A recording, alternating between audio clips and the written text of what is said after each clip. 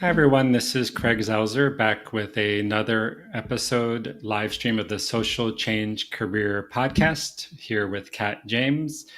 It is episode 9, season 13, and today we're going to be talking about careers in drones for good. For people who have not joined a live stream of the podcast before, a couple of logistical notes. This generally goes about an hour. It's live stream. The recording will be on YouTube and LinkedIn, and then we will convert it to one of over 170 audio episodes of the podcast. So you can find it on PCDN Global or any podcasting platform. If you like the podcast, please consider sharing and rating it. The number one thing you can do for any podcaster in the world is just share it, their podcast, and also rate it because it helps grow the reach and impact. And I would say 98% of podcasters, we do this as a labor of love, so just putting it out there. And then the 3 other requests, please follow Kat on LinkedIn. Check out her work at 400 feet and all the other things she's involved with around drones for impact. We'll talk about that throughout the episode. Please consider following PCDN Global and subscribe to our free weekly newsletter, which I'll put the link in the chat. That's it. And the other thing is we really enjoy making this as interactive as possible. So while this is going on, the live stream, please consider, particularly on LinkedIn, put a few words or bullet points about your work, where you're watching from, your tips, and especially your questions and comments, because it makes it much more interactive. So we'll get started. So Kat is the founder of 400 Feet, so an awesome name, a drone consultancy based in Nairobi, Kenya, dedicated to helping researchers, NGOs, and social good organizations amplify their impact through drone technology. She is a certified drone pilot with credentials from both the Kenya Civil Aviation Authority and the U.S. Federal Aviation Administration. She holds a dual master's degree in public health and information science and a bachelor's in geography and global health. She's passionate about increasing diversity in the drone industry and raising awareness about the ethical and impactful uses of drone technology. And she serves on the advisory boards of the Commercial UAV Expo's Path to Leadership program and Drone Deploy's Resilient Futures Grant program. I'm based in Medellin, Colombia. Kat's in Nairobi, Kenya. We were just comparing weather before we got started. So thank you so much, Kat, for taking time out of your schedule to share your wisdom, your questions, your tips. And so first of all, just to get started, obviously your training and experience is amazing, but when did you first hear about drones, and have you always been engaged in some aspect of tech for impact? Yeah, definitely. Well, first off, it's such a pleasure to be here. My journey into drones, I actually started my career working as a geospatial analyst. As you mentioned, in undergrad, I studied geography, where I focused on geographic information systems. So early in my career, I was working on maternal health projects using GIS. And then that kind of turned into working in the digital health sector for a period of time. And then I, more recently, like 5 years ago, transitioned into the drone industry. And how it kind of started, it's kind of funny. There were multiple things that kind of happened. I started just as a hobbyist. I was just interested in aerial photography. And so I went out and bought my first drone and started flying for fun and just absolutely loved it. I highly recommend it to anybody who's interested. But as soon as I kind of started as a hobbyist, with coming from a geospatial background, I really saw the applications in the mapping sector. So now a lot of spatial data is either collected by drone or by satellite. So that kind of, my background dovetailed nicely. And then the third thing that kind of got me into it, I was actually working as a digital health consultant on a project in Ghana, and I got to see a zipline drone delivery firsthand. It was just a really incredible experience getting to see, blood and medicine be delivered to a health facility. And so that really kind of inspired my pivot and my motivation to transition into the sector. Thanks so much and welcome. We've got people from Sudan and elsewhere, so please let us know your questions, comments, and a bit about your background. And so even going back to, let's say, when you were a teenager, even before you got involved with geography and GIS and digital impact, did you envision any particular, I mean, all the research shows now that instead of asking people what they want to be when they grow up, it's better just to say, what problems are you passionate about? But did you envision yourself working at the intersection of, let's say, technology and impact or data, or did you aspire to be an astronaut, a doctor? Yeah, so I knew that I wanted to go into some sort of social impact field at a very young age. My family, both of my parents are teachers, and my dad was very passionate about environmental causes, and we were very active in that growing up. And my grandfather actually was very active in the civil rights movement in the U.S. and marched with Martin Luther King. And so in my family, your impact, it's not, nobody cares about how much money you're making. It's like, what type of impact are you making on the world? And that's kind of what you're measured by. And so that really, made a profound impact on me. But then how I kind of got into the international development, global health sector, I was a competitive skier growing up. I'm originally from Colorado, and I had a knee injury that kind of ended my competitive career. And it was kind of during my end of my junior year of high school, and I got landed in physical therapy for many months. And it happened to be that a local nurse had the same PT slot as me, and she led these medical mission trips to Tanzania. And so we had the same slot and hung out for hours, week after week. And so after a while, I asked her if I could join her on her next trip to Tanzania. And to my surprise, she said yes. And I somehow managed to convince my high school to let me spend like a month of my senior year working, shadowing these doctors and nurses on a medical mission trip in Tanzania. So once I had a taste, I knew this is exactly the space that I want to be working in. And then when it came to applying to universities, I looked at schools where I could study global health. Amazing. I used to be a competitive ski racer too. I guess we didn't know that about each other. I mean, I ski raced for 3 years in high school, and I was never on the A team. I was on the B team. But one of my dreams used to be a ski bum, and I did work at a ski resort for a while. But and there are people who combine skiing and social impact. But I remember thinking, this is so expensive and so elite that it just, anyway. But interesting to share that. So going a little bit, what are some of the skills that you developed both within your undergraduate and graduate degrees, that whether they're related to project management or GIS mapping or data or technology, what are some of the skills that you developed both within your academic training and outside that you have found the most useful as you had been advancing your career?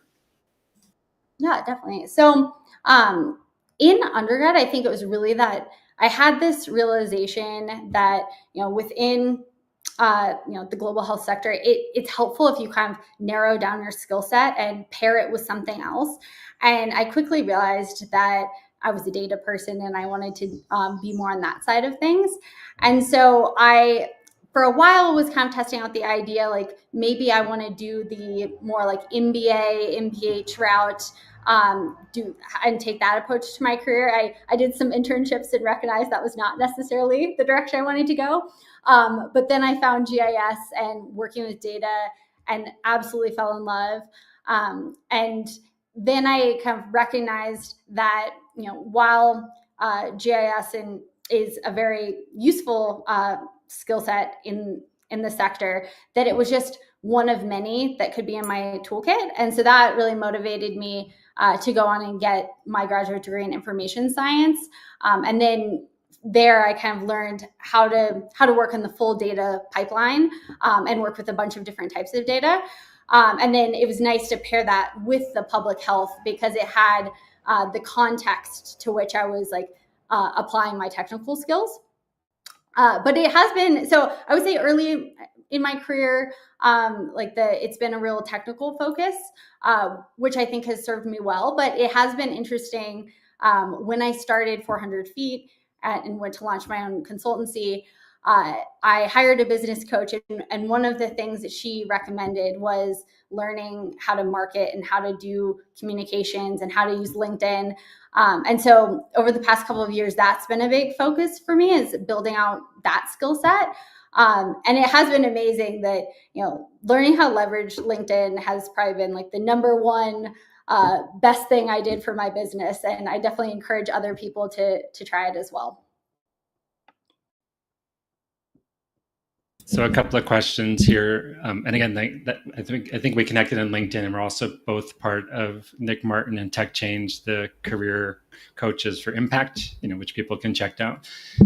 So first of all, going to GIS, geographic information systems, like what in the world is it? And then how does that, where does all this? I mean, obviously it's changing as we get into big data even more and AI, but where does the data come from? And can you give a concrete example for people maybe don't know that much about it? Like, where does a data set come from? Who creates it? And then as someone working with that data, what do you do with it to make sense that leads to some understanding or change?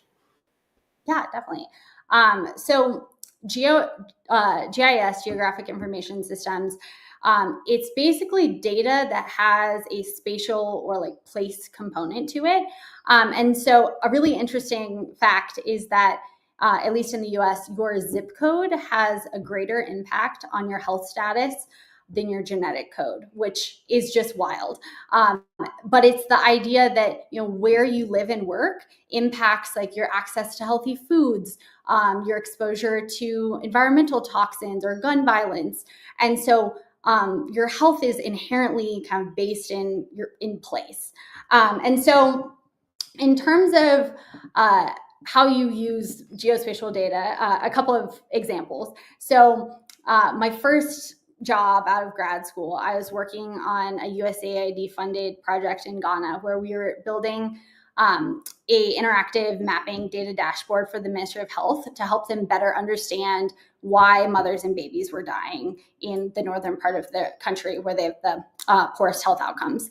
And what we were doing is there was this 4-year project to collect what they call social autopsy data. So what this data set was looking at, not just what was the cause of death, like, a mother might have had a hemorrhage, but it was looking at like what were the social factors that were contributing to that cause of death. So was it that, a woman tried to go to a health facility, but there wasn't a doctor on staff? Or maybe they got to the health facility, there was a doctor, there was no drugs available. Or maybe in the rainy season, the road washed out on the way to the health facility. So there's all of these other factors that lead to it. So what we did is we had all of these surveys that were done whenever a mother or baby passed away during this 4-year period. And then somebody went to the person's house and like geotagged it. And then we did a spatial analysis and like a cluster analysis to see were there areas that were having challenges for specific reasons. And what we found is that, like the underlying cause of death was not uniform across northern Ghana. And there would be specific communities where, they were having a huge amount of sepsis deaths or like infections. And, one of the issues was that they didn't have good running water. Another community, it might be that they had a really bad bridge that, constantly went out in the rainy season. So that was like a problem that they needed to fix. So the only way that we could kind of parse out that underlying, problem was to look at it spatially. If you just, looked at the numbers, those types of insights, might not come to life. Okay, well, thanks so much for the example, and welcome Prince from Zambia, Hillary from Uganda, Al Bashir from Sudan, and please keep letting us know where you're watching from, your questions. And then going back to that example around the collecting data around, a tragedy when people lose their lives, particularly when, there could be the resources or capacity to help them heal. How does that translate to action? So one thing is understanding. So whether it's that project or others, can you talk about, when you've been part of teams that are collecting or analyzing data, whether it's using geotagging or spatial analysis or human collection or others, and then there's an understanding that these are probably some of the periphery or central problems that are facing this intervention or this challenge. And then the data says, is it causation, correlation? It's a guess, it's informative enough, and then it's led to some change, whether it's improved infrastructure, resources, whether it's financial or human resources. So how does that lead to change? Yeah, I think, the most important element is recognizing, in the social impact sector, resources are limited. And so the real value of data is helping make informed decisions and figuring out, like, okay, how can we maximize impact with the limited resources that we have available? So the follow-up part of this project in Ghana was, we were able to identify, like, okay, what I think it was, I can't remember if it was 5 or if it was 10, like, what are the communities that are having the highest incidence of maternal and neonatal mortality, and then what are their underlying causes, and then attached to this project, each one of those communities got funding to do a localized solution. So I think one of the communities used their funding. They identified that their issue was that there wasn't housing for the health staff to stay near the health facility. So if somebody came in the middle of the night, there was no health provider there. So they built a facility. Another community chose to put in running water into their health facility. And so they were able to use this data to kind of inform programmatic decision making of, instead of having a blanket intervention across the whole country where it's like, we just need to improve education and tell women to go deliver at the health facilities, which had been kind of a trend in the past. They could use this data to inform kind of localized and tailored interventions. Okay, wonderful. And you're getting lots of likes and comments on LinkedIn. Again, please keep your questions coming. So going back a little bit to your training, so you did a dual master's degree, and just for I'd say the average age of our audience is generally 32 to 40, but we've got people from 20 to 70 from all over the world. And so if people are thinking about upskilling and they might be considering graduate school, just any advice from your reflections and your choice or your decisions, if people are thinking about graduate school, how to go about picking something that might be appropriate, or how much do you balance theory and practice, or does location matter, or does prestige matter, or kind of what led to your decision around where you went to graduate school, and your just recommendations for others as they might think about it. Yeah, definitely. I think my biggest piece of advice is be discerning. I think that going to graduate school can have a great impact, but I think that you definitely have to think about the cost, and is it actually going to be worth it for your particular career path. So I knew, I think that this is slowly changing, but in the health sector, a lot of international jobs just require that you have an MPH. It's like a checkbox that they won't even read your application if you don't have a master's degree. And I think that that's slowly changing, but I know that's still kind of true for the UN organizations. And so if your dream is to go work at one of those UN organizations, it might be something that, it makes sense to go do it. But I think there are other ways to get the skills, and you don't necessarily have to shell out a bunch of money to do it. I think especially if you're going a more technical path, there are boot camps available. There's now so many different coding, online platforms to learn coding and different technical skills that I think that can go a long way.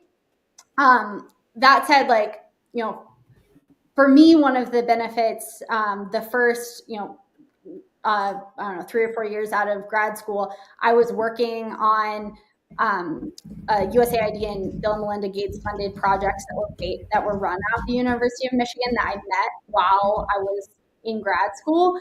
And I don't know if I would have had those opportunities that early on in my career to work on those types of projects if I had not been associated with a graduate school.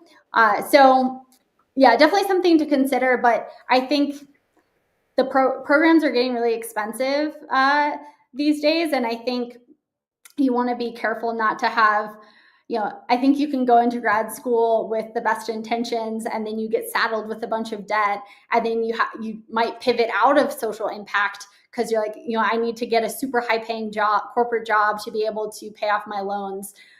So I think you have to, go in with your eyes open. Okay. Yeah. I was a professor full time for 10 years and still teach, and graduate school can be, whether it's master's or PhD, can be an amazing decision. But I think often people put more decision if they have a life partner or buying a house or a car that they do into the financial aspects of choosing a grad school. And so obviously, if you're in a country where it's free or cheap or subsidized or you get a fellowship, then it's just a time investment. But if you're putting a lot of resources in, it's really important to think about both what is the job market currently and where is it going? How strong is this program connected to the field? Do they have good career? And ultimately, it's your responsibility to get a job. But some programs build such stronger skill sets and alumni networks and really help with career development. And others are much more theoretical. And I know people come out, $80,000 in debt, and I won't say the credential doesn't help, but there's still not a clear path to a job. And so really put that thought in, particularly if you have to spend a lot of resources. So we have people from all over. Questions are starting to come in. So I just want to ask one more, and then we'll move to some audience questions and come back.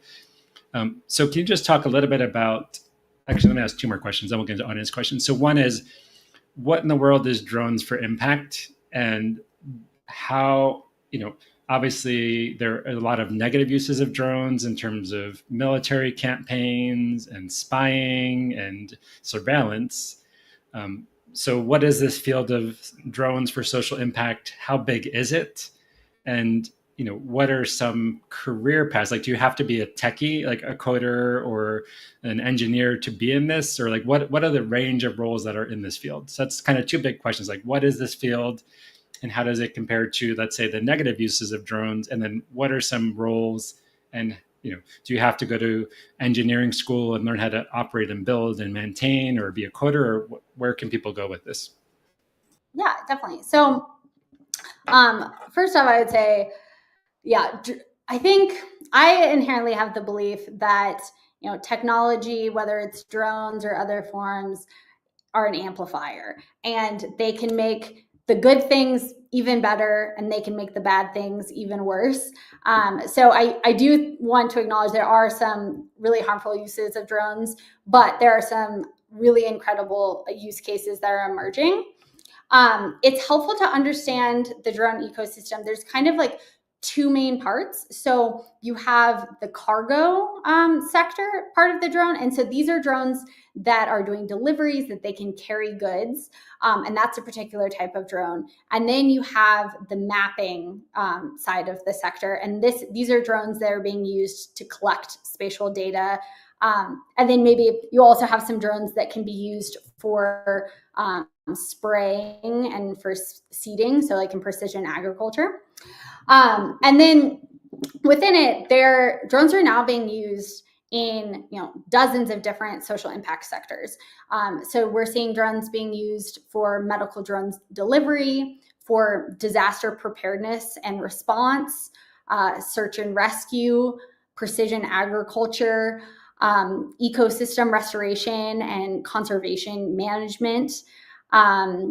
They're really helpful in the energy sector to plan and inspect like solar fields and wind turbines.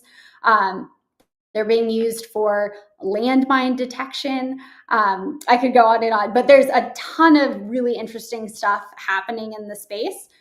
So that's kind of the sector at large. And then I'd break it down into it's helpful to know that there are a couple of different types of organizations in the sector. So if you're working in the drone industry, you could be working at a hardware company. So that's like a company that's actually building the drone. You could be working at a software company. There's a variety of different organizations that are building software for the drone platforms. You could be working at like a drone service provider. So these are often the organizations that buy the drones, buy the software, and they have clients, and they're going out and actually flying the drones, collecting the data. Or you might work for kind of like an end user organization. So let's say you're working at an NGO that does ecosystem restoration. You might have a drone team as part of your organization. So it's helpful to kind of map out, the different types of organizations working in all of those sectors, and then figure out where you might slot in. So, and kind of with that, there's jobs doing engineering, the hardware, software that, that might require more schooling. There's, if you're on the more data like mapping side of things, there's a lot of GIS related jobs, and doing like the data processing and kind of understanding the insights that you're getting from the drone. But then there's also a lot of roles in things like program management, project management, operations, where like sales, where you don't necessarily need to have that technical skill set. You just need to understand, okay, how can the technology be utilized in this particular sector? And you need to be able to kind of like understand the value it can bring, but you don't necessarily have to be the person actually, flying the drone or analyzing the data. Okay, so one more question, then we'll get into the audience. And thanks, Hillary, for sharing a bit about your background. So can you just, an unmanned aerial vehicle, or shouldn't it be unpersoned in terms of sexism? But if you think about, like, what exactly is the definition of a drone? Is it something that operates independently with either human or software assistance? Like, what is a drone and what is not a drone? And what, just physically, like, if you think about the size, is there an average size? Obviously, it depends on the use. Yeah, definitely. So drones can range in size from, being the size of your hand and weighing, I think, like under 250 grams, super light. You can buy them at Walmart for, $400 or something, to some of the larger drones that are doing deliveries. They might be like the size of your kitchen table, like, 6 feet or longer. And there's been a lot in the delivery sector, like medical drone delivery. There's been a lot of focus on VTOL drones. So these are drones that have kind of vertical takeoff and landing, that can carry, payloads, up to, I think, 15 or 20 kgs. But the way that the industry is going, they're starting to build really big drones they're being used for like middle mile deliveries, that can carry like, 100, 200 kgs of cargo. In terms of the definition, that's an excellent question. I think the definition is just an unmanned aerial object that is being controlled by a remote control, but they often will call it UAS, so unmanned aerial systems, to encompass, it's not just the drone itself, it's the connection to the controller, it's the data processing, it's kind of like the whole ecosystem that makes the drone operate.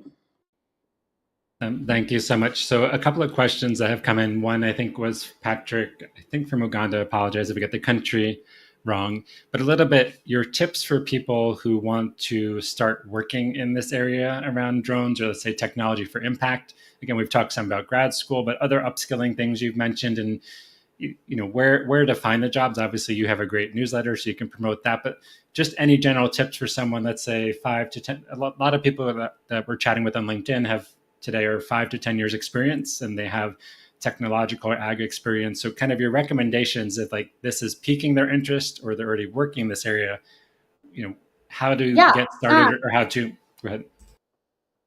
Yeah, so I get this question a lot. So I went ahead and I can drop it in the chat shortly. I created this guide that compiles 150 different online courses within the drone sector. And so there's both a PDF and then like a spreadsheet that you can sort. And the way that I've organized it by category, so you can have like your kind of just beginner intro courses, there are a variety of different courses that are specific to different areas. So if you're really interested in using, drones for search and rescue, there's some courses there. If you're really interested in, ecosystem restoration and how drones are being used, there's some for that as well. And so I think they're out of the 150. I want to say 73 of the courses are free, and then some are paid, but you can kind of filter accordingly. So if you are interested, I think that that's a great place to start, is perusing, okay, what's available. There's a lot of beginner courses on there, and they span different time commitments, so you can kind of look through the spreadsheet and see which one makes the most sense for you. So that's definitely a great place to start. I think taking some beginner courses, going out and buying a drone, like one of the small ones. I think there's ones that are more like toy drones that I think are even more affordable. And it's helpful to just go play around with it, take it in the backyard and see if you like it. And then I think it's also helpful to go in and figure out, is there a particular use case that you're trying to apply this for? Because I think the use of the technology can vary so significantly depending on what sector you're working on. So it's really helpful to know, like, I'm working in disaster preparedness and response, and then understanding how the technology slots into your existing workflow is really critical. So it's helpful to start with kind of, where do you want to use the technology, and then building out the skill sets accordingly. Thanks so much. And just all these will be in the show notes, and we're putting them in the chats, but on Friday when the audio episode is up. So you can just go to follow Kat on LinkedIn or go to 400 feet. And then there's a link to this incredible resource. So that, the 100+ courses. So it's a great place to go. So I'm going blank on the person's name from Turkey, but works in agriculture and GIS. I'm just asking for what are some of your favorite examples of how drones are being used in precision agriculture, and what does even precision agriculture mean? Yeah, so precision agriculture is, and I could be butchering this, but like using technology to strategically increase yields and to more effectively use resources in the agriculture sector. And so there are a number of different ways drones are being used.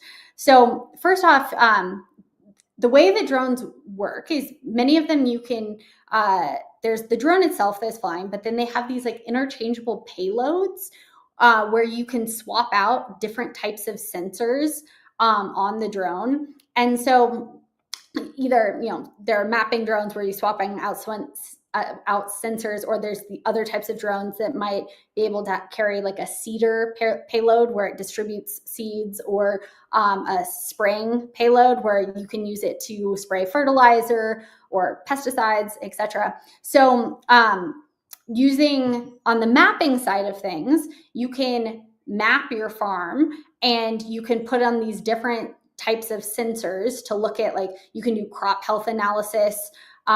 You can see there's all of this cool stuff that you can do. You can, like, there might be a part of your land where, a certain, a part of your crop is getting too much water or not enough water. And that will come through in the crop health analysis. And you can figure out, like, okay, how do I, systematically target the crops on my my farm that aren't doing well. You can also use those initial maps to inform pesticide spraying or fertilizer spraying. And something that's really great about that process is you can be really thoughtful and strategic about where you're applying that. And so it saves a lot of money on the input side, because you're not necessarily having to spray pesticides or fertilizer on your entire field. You can do targeted approaches. And then, being able to do seeding, and you can, seed different parts of your land, and you can do it in a much faster, more effective way. Wonderful. And please keep the questions coming. Thanks everyone so far. And so a follow-up question, obviously there's a huge digital divide still in the world in terms of online, let's say, whether it's reliable or affordable internet access, whether with a device or a smartphone, and now the AI digital divide in terms of who's building out these systems, who gets to access them. What is the digital divide around drones, both in terms of cost and technological knowledge? So how much, and also, like, is there any estimate, let's say for an average small scale farmer, the cost benefit analysis of trying to use this technology? Yeah. So cost is definitely the biggest issue at the moment. And so one of the challenges with the drone sector, whether you're using drones for precision ag or medical drone delivery, is that drones are a technology that benefit from economies of scale, meaning that the more you use them, the more affordable they get. Whether you have higher utilization rates because you're delivering more goods, or if you're spraying more or you're using it to map or spray more people's farms. And so it's a huge challenge that we're facing in the industry right now of like, okay, if we can collectively in all of these different sectors increase adoption, the costs will plummet. But it's now getting enough buy-in from different sectors to kind of meet that threshold where costs start to go down. In terms of the agriculture sector, there's a lot of larger farms are using drone technology because it makes sense. It's a more challenging case to make in the small scale agriculture, or if you're working with small scale farmers. I'm actually working on a project right now in Kenya with a couple of partners where we're trying to figure that out. And we're trying to figure out like, okay, how can we like cluster farms, small shareholder farms together to use drone technology to bring down the costs. But it's definitely a sticky problem and one that we're very actively working on. I think that the other challenge at the moment in terms of digital divide is just that in many countries around the world, it's not even the technology is cost prohibitive, but the training and the licensing can be really expensive. So in the US, like I was able to get my commercial drone license for like $150 USD. In Kenya, it cost me almost $2,000 to get that license, which is, and I have to renew it every 2 years, which is wild. So there are expensive barriers of people breaking into the field when the costs of training and licenses are that high. And so it's something as an ecosystem we're really focused on, how do we reduce costs there as well? Can you comment a little bit? Obviously, it varies country by country and region by region, but what in the world, like if you want to just fly a drone in your neighborhood or your backyard, probably no license is required. I might be naive about that. But what does it mean to get certified for a license, and what level is there a standard globally of the amount of training that's needed? And do you know how many people in the world are certified drone operators, or like an estimate?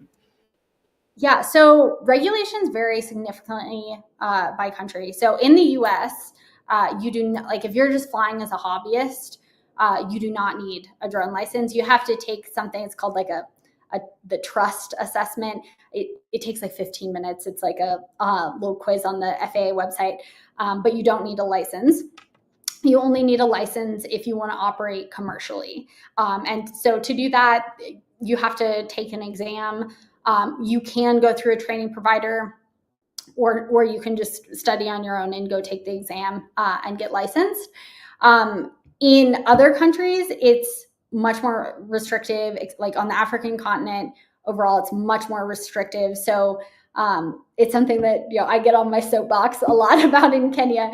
That here you have to, even if you want to fly one of the tiny toy drones for fun in your own backyard, you technically have to have a drone license in Kenya. And it's very restrictive of not only do you have to have your drone license, but you have to request permissions to fly every single time you put your drone up. So it's definitely a challenge. I think that there was a big swing. So there was a period of time where no countries had drone regulations, and so there was all of this exciting innovation happening and everybody trying out these different projects, and adoption kind of started moving quite quickly. And then countries realized like, oh, this is a big thing and we need to figure out how to properly regulate this. And then it swung really hard in the other direction. And then the regulations that went in place were almost like were really strict and were really robust. And so now a lot of the countries were now in this kind of trying to move back to the middle and figure out like, okay, how do we make how do we create an enabling environment for innovation where we're ensuring that things are safe and secure, but also we're not preventing people from adopting the technology. And then a question about the future. Are the skies, obviously there's a lot of concern about commercial aviation and military and whether it's firefighting and helicopters, but are the skies in most major cities, like if you think about 10 years in the future, not even 100, is the idea that there's going to be drones everywhere, and whether it's Amazon or fast food delivery or health systems. In Colombia, one of our unicorn startups is called Rappi, and it's all across Latin America. It's a delivery app, but it's much more. And you can get almost anything delivered at almost any time, but it still requires a human being to transport it, often on motorcycles. And they're setting up, let's say, middle end, like these dark stores all over the place. So they can do super rapid delivery. And obviously, Rappi and all these companies probably want to go to drones eventually to avoid the cost of human labor. And also there's a lot of negative aspects in terms of accidents. So is the future of drones just going to be, and part of the reason, why did you call your consulting firm 400 feet? Is that the ideal flying height? But just a little bit like, where do you see, not just for impact, but are we just going to be inundated with drones everywhere within some kind of regulation? Yeah, so first off, 400 feet is the height that you're legally allowed to fly drones in the U.S., and it's about like 120 meters in other countries. So that's where the name comes from. And so right now, what's happening globally is there's this development of what we call BVLOS regulations. So that's beyond visual line of sight. So in many countries around the world today, you're only legally allowed to fly a drone as far as you can see it. And that limits some of the cooler, more innovative applications of drone technology. So if you're using drones for large scale projects, either mapping projects, or if you're doing medical drone delivery, the benefit is being able to fly farther than you can see. So a lot of countries are trying to figure out, okay, how do we create regulations to unlock those types of operations? And what countries are stuck on at the moment is developing what they call a UTM system, so an unmanned traffic management system. And these systems are both, there's like a technical component to it, which is like actually all the knowing where the drones are in the sky in relation to planes, like being able to communicate them, being able to manage that. But then there's also some non-technical aspects of a UTM that you can develop, such as what we're starting to see in a number of countries is building like airspace that is dedicated to drones. So the idea that drones for those types of deliveries, they might occur between 300 and 400 feet. And that's like the drone corridor. And then, the lowest planes could fly is 500 feet to ensure that planes and drones aren't interacting. And so there's like that spatial separation. So, but as you can imagine, developing all of this is really complex. And so what a challenge is that a lot of governments, they don't want to approve BVLOS operations until they have all of this figured out, because they're concerned about safety and security, which is totally valid. Unfortunately, it might take like the perfect technology doesn't currently exist to do what they want to do. So what we're trying to work on as an industry is how do we figure out like an incremental approach to start enabling these activities in a safe way. So is it like developing what we're calling like drone corridors in specific places where planes are not allowed to fly, and they know that like, okay, that's like a drone corridor for medical drone deliveries, etc. All to say that I think that is where the industry would like to go, is doing more and more deliveries, but the technical, all the technical details of how you actually implement and execute that in practice is really complicated. And so as an industry, that's kind of where we're at, trying to figure out and answer all of these hard questions. Great. So I'll ask a question from the audience, but just one quick follow-up question, because there's a lot of policy challenges here. So is it the the UN affiliated, I forgot the name, the International Civil Aviation, so like which global body? I mean, there's obviously lots of local ones, but is there some UN or other multilateral institution that's best trying to coordinate or influence how these things are developed, or is it just a mishmash of lots of different organizations and agencies? Yeah, so ICAO, which is the UN body, they are definitely doing leading work. Now they've at the moment, like the FAA has a pretty solid approach that varies slightly from ICAO, and then there's the UN. All the UN countries are now they're calling it harmonizing their regulations, and so there's kind of different frameworks in different countries. So there is effort to do that. I think one challenge that they're trying to figure out is, in some countries it's place specific. Like you might inherently you might have different challenges based on the nature of your country, and there might be regulations that make sense in one context that don't make sense in another context. So they're trying to figure out okay, how do we kind of make these regulations as uniform as possible, but allow some flexibility for the nuances that come with what you're trying to do and the context that you're trying to do it in. One quick follow-up question. So if someone's interested in the policy development in drones, like any recommended potential employers, whether public, private, foundations, so obviously there's operating drones, building drones, all the different uses connected to SDGs. But if someone's they love policy and they want to help shape this, any place you say these are the organizations that are trying best to create ethical guidelines. Yeah, that's really interesting. So I'm trying to think if there's an employer that so I'm a consultant for the World Bank. They do a lot of work on drone regulations around the world.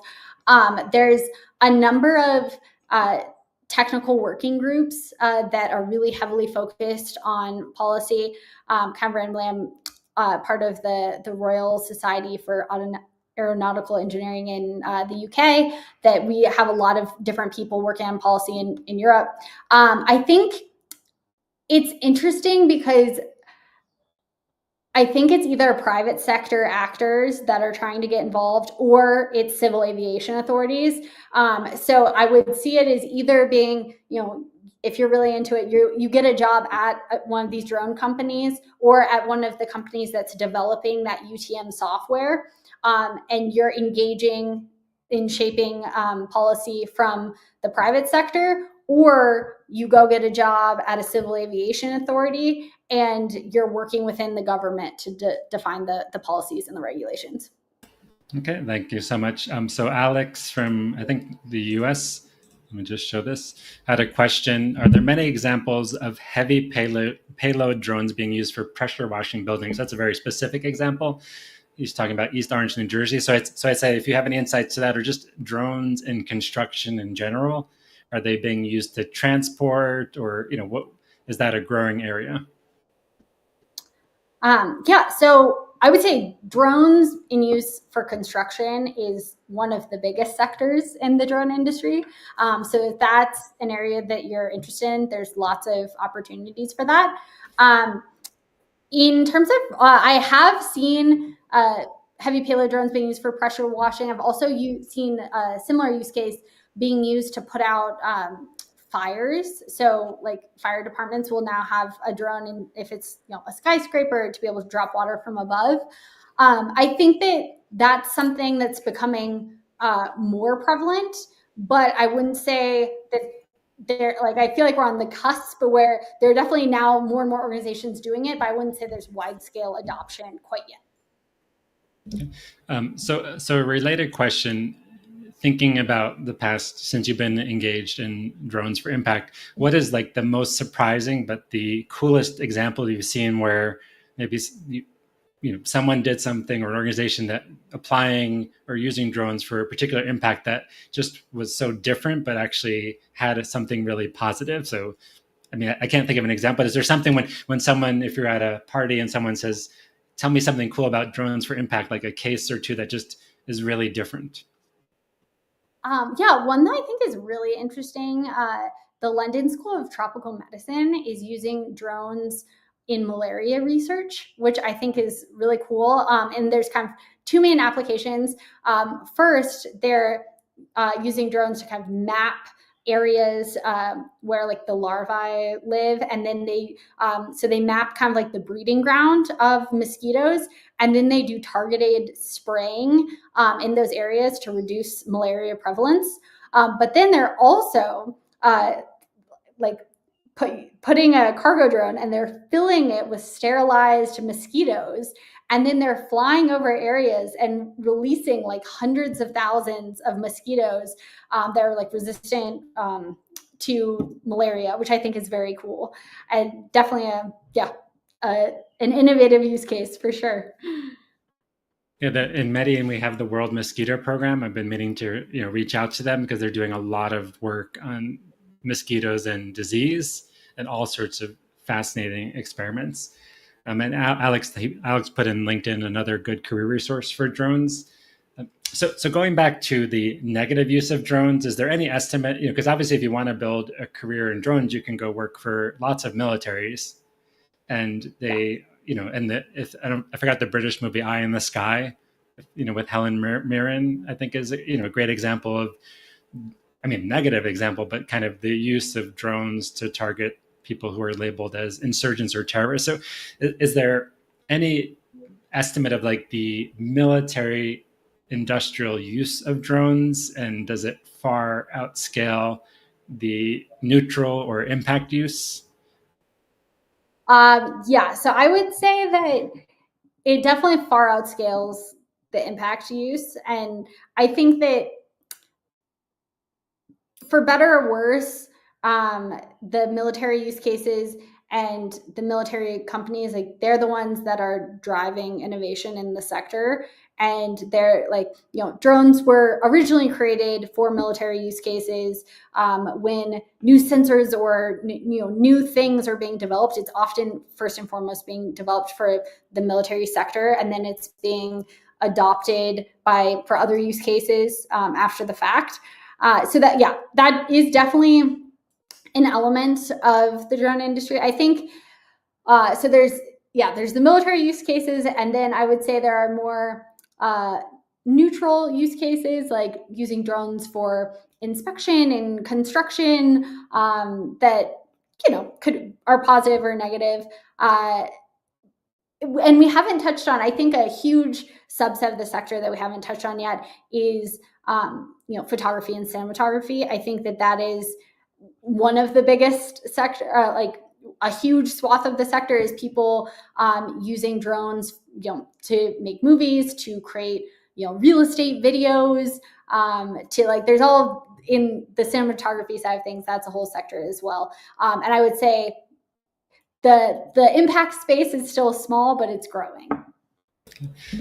In your consulting or professional work, have you done any drone filming related to commercial or documentary movies? I have not. I love doing cinematography and photography just as a hobby, but I have never done that professionally before.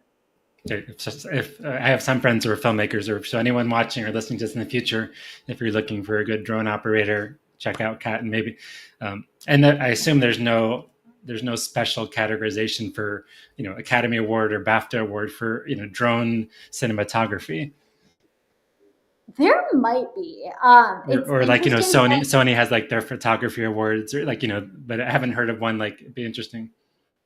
Well, because it feels like in a lot of ways, at least in so like in Kenya, we have so many really talented photographers and cinematographer. We have a lot of like Nat Geo professionals here, and it does feel like that part of the ecosystem is almost operating in a different zone from the rest of us, and so there's not a whole lot of crossover and engagement, but it's almost, I feel like in that sector, more often than not, it's like a director of photography or a professional photographer who also does drones. And it's like one skill in their larger toolbox, but not like their primary thing.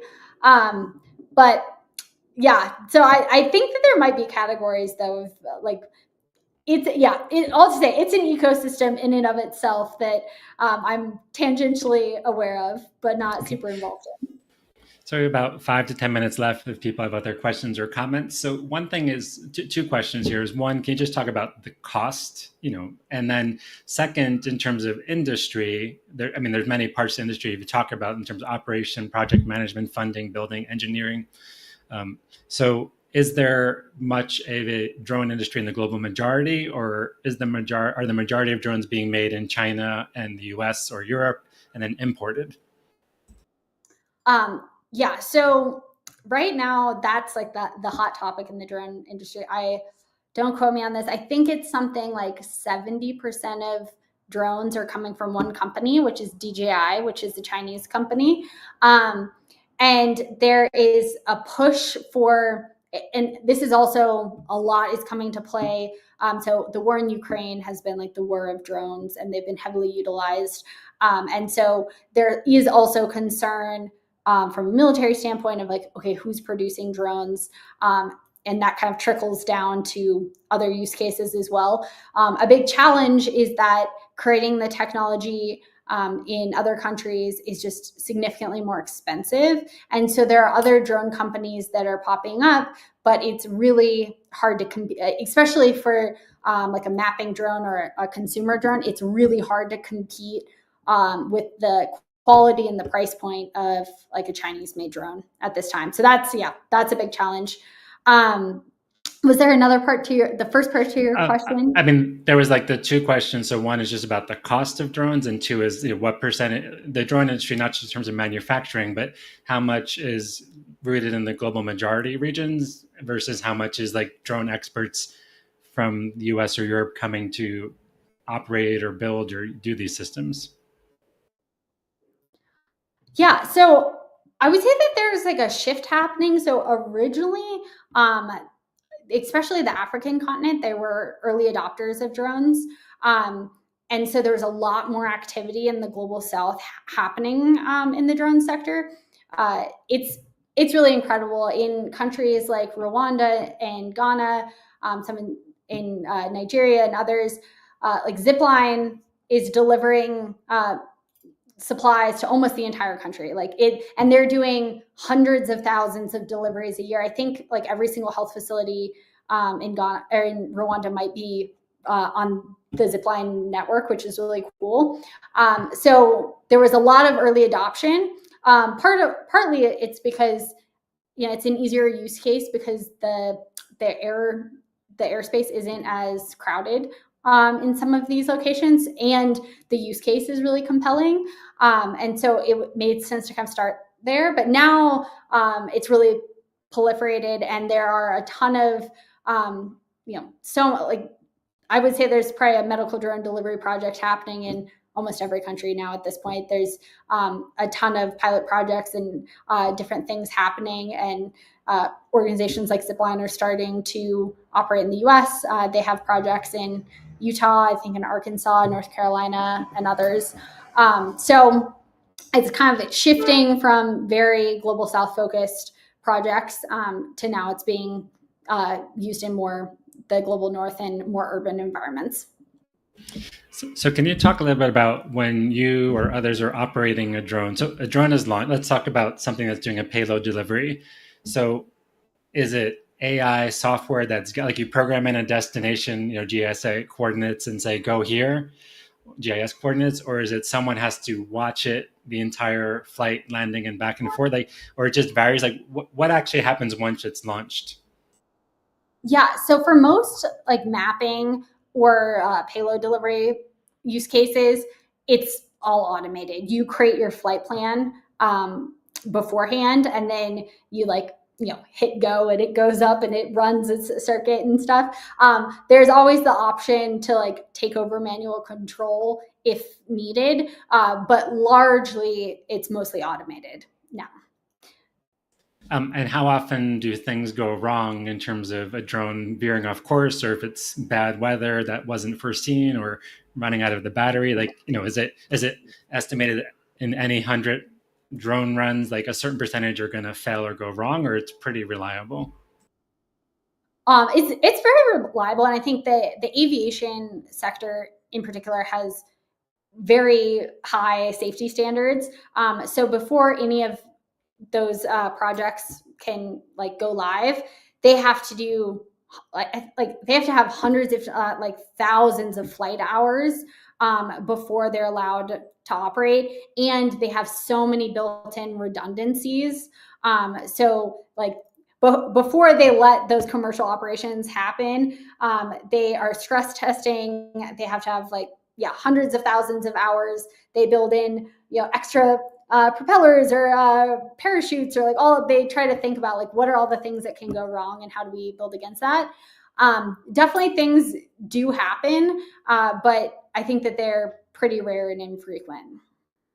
And so do most drones that are doing payload delivery have a built-in parachute, so that if something goes wrong, there's a software system or a notification that deploys the parachute? Yeah. Okay. And oftentimes there might be the 5 different types of redundancy built in for various things. Yeah. Okay. So it's not just. I would imagine there's more crashes coming from more hobbyist drones or individuals who are trying to, maybe they're I want to see how far away I can fly my drone, and then they don't realize that they don't have enough battery life to come back and it crashes or stuff. But I would imagine that's more coming from individuals, not the commercial use cases. And then we're going to start to wrap up. I'll check to see if there's any other questions, but can you talk a little bit about the work? I mean, you do and have done many different things. So also talk about some of the drone deploy and some of your other things you're engaged with. And then also what kind of services do you offer within 400 feet? And so if someone is watching this or listening in the future, whether they work for an INGO, an NGO, a private sector, what type of services do you offer and how do people contact you?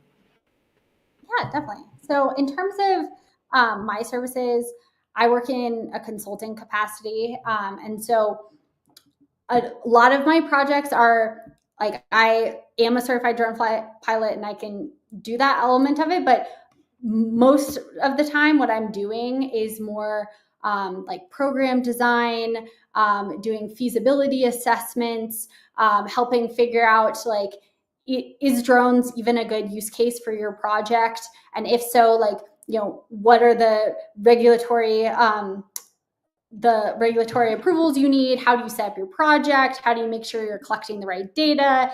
How are we getting the right partners involved? I recently did a project with the World Bank in Malawi where I developed a monitoring and evaluation framework for the Ministry of Health to manage the different drone service providers that are operating their health system. So in Malawi, they have 3 different companies that are doing medical drone delivery. So how does the government manage those 3 different organizations and assess, is this a good use of our money? Is it working, etc.? So those are kind of the types I'm doing. But in Kenya, I'm partnered with a local drone service provider called EcoWings. And here we're doing more on the ground type projects. So if there are any organizations that want drone work in Kenya, we can definitely help you out.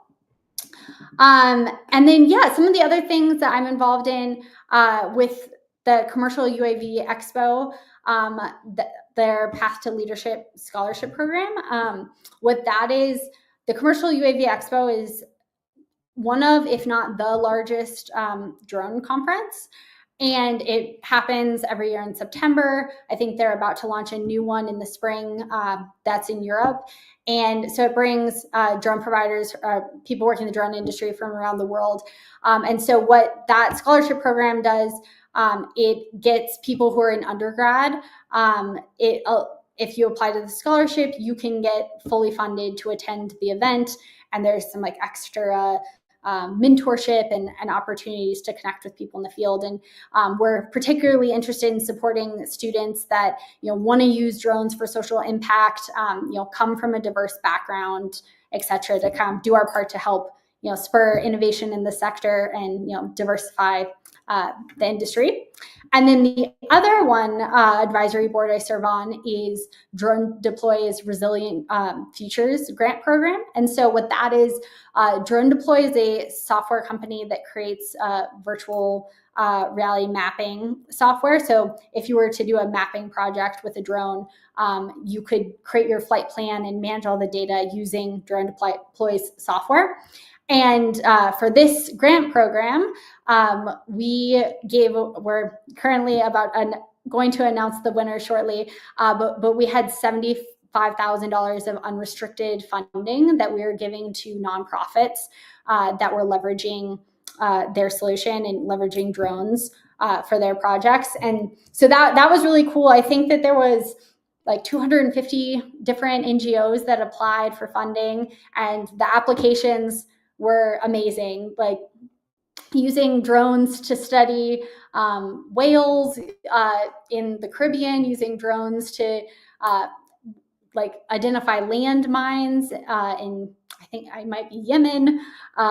They were using drones for endangered species of cranes in Kenya. It was a huge mix. So it was really cool to see all the different applications and to give organizations access to unrestricted funding that they could use for whatever they need to get their projects off the ground. For the UAV Commercial Expo funding, is there a particular time of year that applications are open, or is it people have to be nominated, or how does that work? Yeah, so last year we opened the applications, I think in like May or June. I think we're gonna open applications a little bit earlier this year, so probably like April, May, because we wanted to give the opportunity for international students as well to apply, but that we found that it gets a little tricky with applying for visas and navigating some of those challenges. So we're looking to get that out earlier this year. I'll definitely post about it on LinkedIn. So if anybody is interested in applying to that, you definitely follow me or sign up for my newsletter, and you'll be the first to know when that's out. Okay. So one more question came from the audience, then I'll wrap up with 2 or 3 just quick questions. This is from Hassan. Sorry, I don't remember which country you're in. Are there any available solutions for real-time drone data processing specifically designed for surveying projects?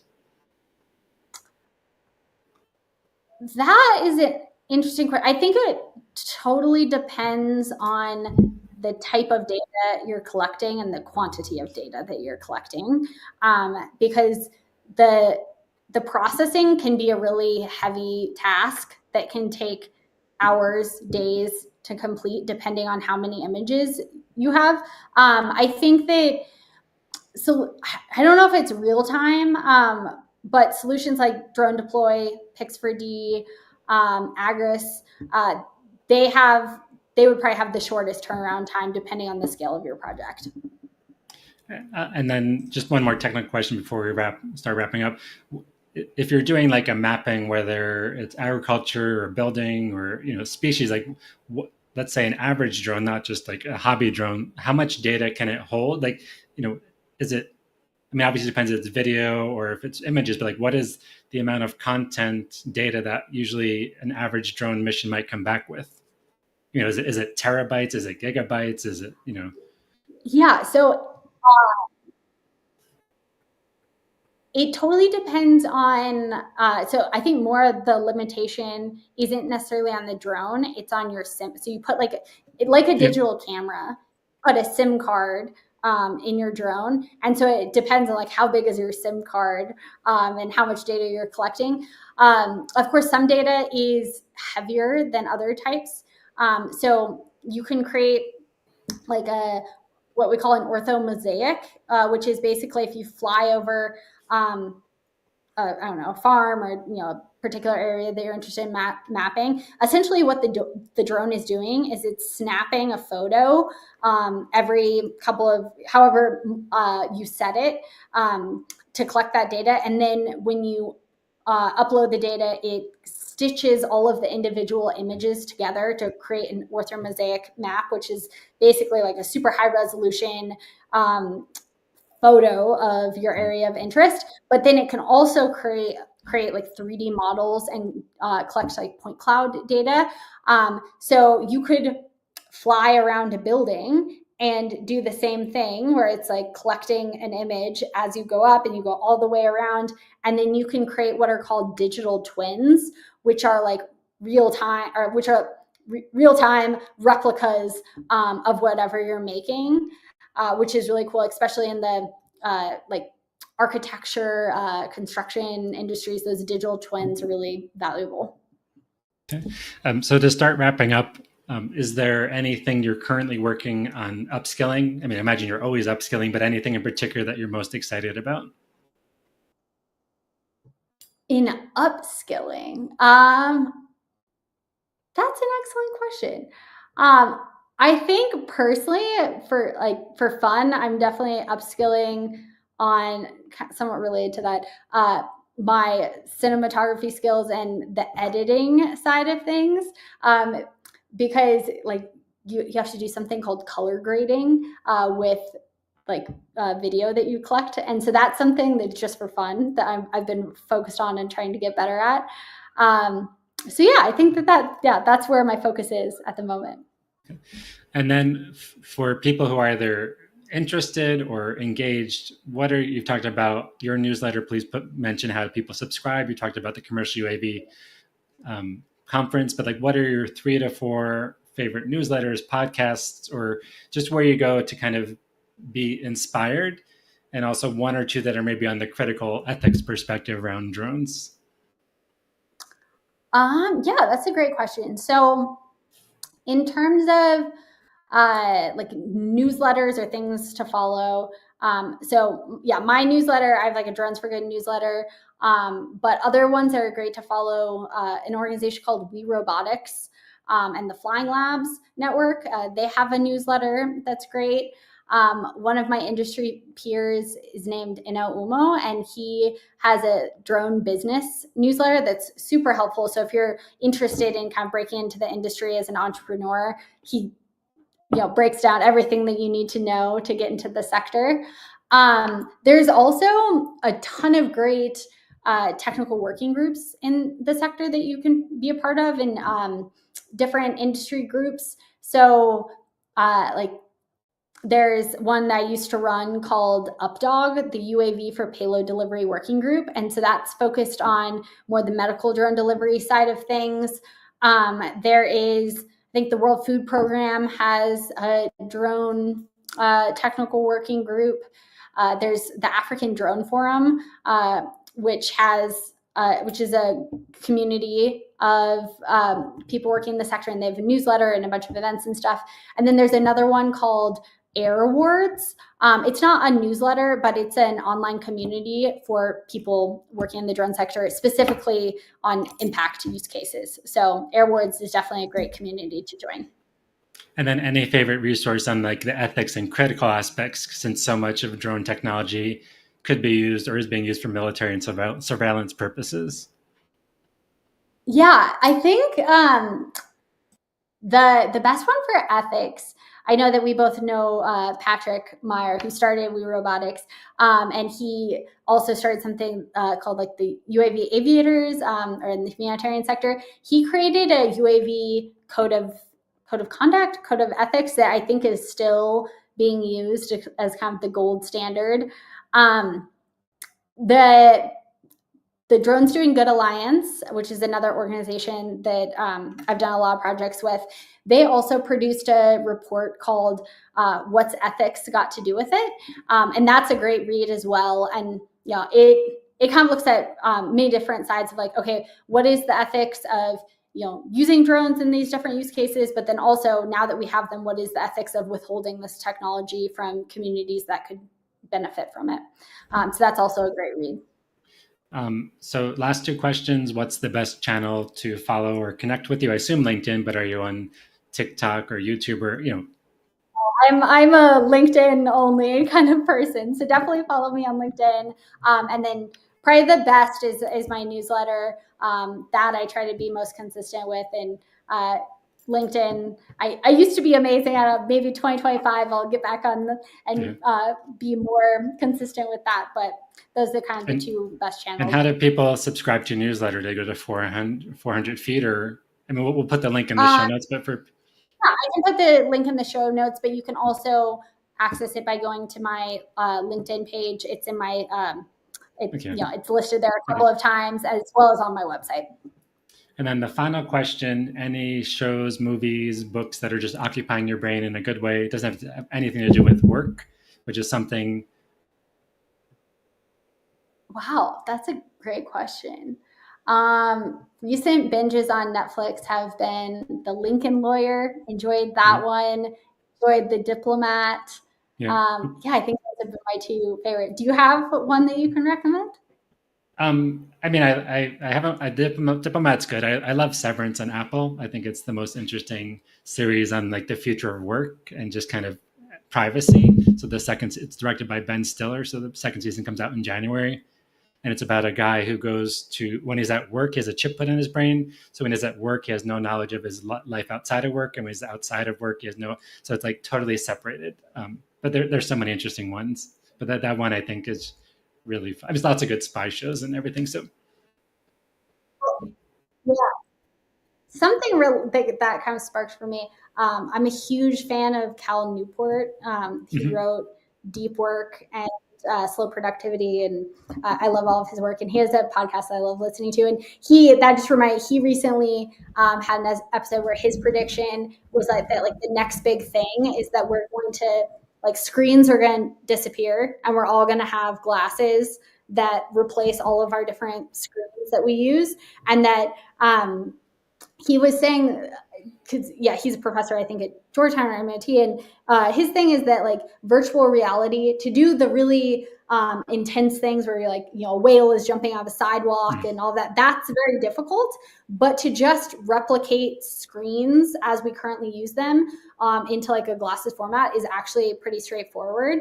And there's a lot of advancements there. But then it was sparking the conversation of the privacy of work thing, and like, okay, how are our employers going to be like tracking eye movements, or how is that going to work? And that was a conversation on a recent episode of like, as we start introducing these new types of technologies in a professional capacity, where's the line, and how do we handle privacy? Yeah, his work is amazing, particularly in a digital age where so many of us are saturated with data and notifications and all that. And there's one comment, and this is a very interesting example. We teach a course on AI for social impact. And, usually about 50% of people from organizations. So one thing that came up, the example I never thought about, but someone raised this, is all these AI note-taking apps, which are wonderful. So if you're in a meeting and you're using Otter or Zoom or any of these, you don't have to take notes. But someone said, prior to them, like, one, are people being notified that these are being used? Not always. And second is, like, they were talking about prior to a meeting where there was some criticism of a particular employee or boss, like, you don't want that stuff recorded. So the idea, and this is not even just with glasses, there's so many ethical things that are already happening in terms of employers spying on their employees, but also just not being aware. So ethics and privacy is huge. Well, and also just, I think that, I have a couple of organizations I work with that, AI note takers are banned. Not even from, them using the data, but like, we don't want, the organization, the Otter, the different platforms to have all of this information about our businesses and what our programs are and stuff. So it's so hard, because at the same time they are such a lifesaver, and it's hard to imagine going back to a world where we didn't have them. I love being able to look at, like, what did we talk about 3 months ago in that call? So. I think the big thing is, like, if you're going to be using it, make sure everyone's informed, think about what's being shared, who has access to it. And particularly if people are in a place where the employer or employee, there could be sensitive data or repression, or from a society where this could be used against them. Anyway, so many things make our lives easier, but there's a negative side. So thank you so much for sharing your amazing experience and wisdom and all things drone. It would have been fun if we had you go out to the field and fly a drone, but obviously that's maybe in the future. But and for everyone, just to go back to where we started off with, so please follow Kat on LinkedIn, subscribe to The Drones for Good is an amazing newsletter. I forgot, is it bi-weekly, weekly? I mean, I get it. I just forgot how often it comes out monthly. Yeah, it's weekly, every Friday. Okay, so it's all sorts of cool stuff. If you just want like a digest of opportunities, interesting trends, new developments, please consider sharing and rating the podcast. Again, there's 170 episodes with brilliant change makers from all over the world. And again, this will be live on Friday with all the show notes, because I know we talked about lots of different things. And we had a lot of people join us from Africa. So thank you, but also from all over the world. Thank you for your questions and comments. And Kat, again, thank you so much. Have a wonderful afternoon and look